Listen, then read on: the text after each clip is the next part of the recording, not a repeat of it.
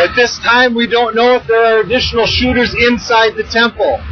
Our tactical officers from multiple jurisdictions are on the scene.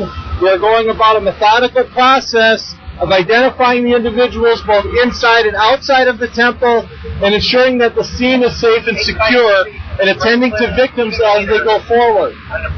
Please understand that, as I said, the situation is very fluid. Tactical operations are ongoing at this moment, so I cannot share any other information from you. I do not have a victim count. I do not have a suspect count. I can tell you that one officer was shot multiple times. He's at a local hospital and expected to survive. I can tell you that one suspect was shot and he is down on the scene. We do not know if there are other suspects present. Therefore, again, we would ask the media to not broadcast any images of officer or vehicle movements on the scene, particularly aerial shots.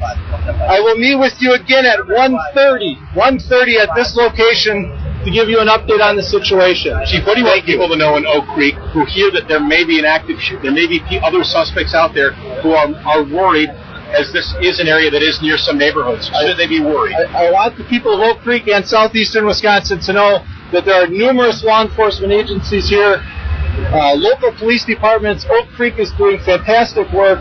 The Milwaukee County Sheriff's Department is here. The FBI is here. We have tactical units from multiple agencies. We believe we have the situation contained here. However, as usual, if anyone sees anyone suspicious or anything suspicious in the area, please call your local law enforcement agency. What agency is in charge, sir? Oak Creek is in charge. This is Oak Creek's jurisdiction. If I could hear you down, does that mean he's dead? 1:30. Well, that is the Oak Creek County Sheriff's Department confirming that one suspect is down. I mean, we just heard him say there were numerous unconfirmed reports that there were actually two shooters inside that temple, inside that Gurdwara.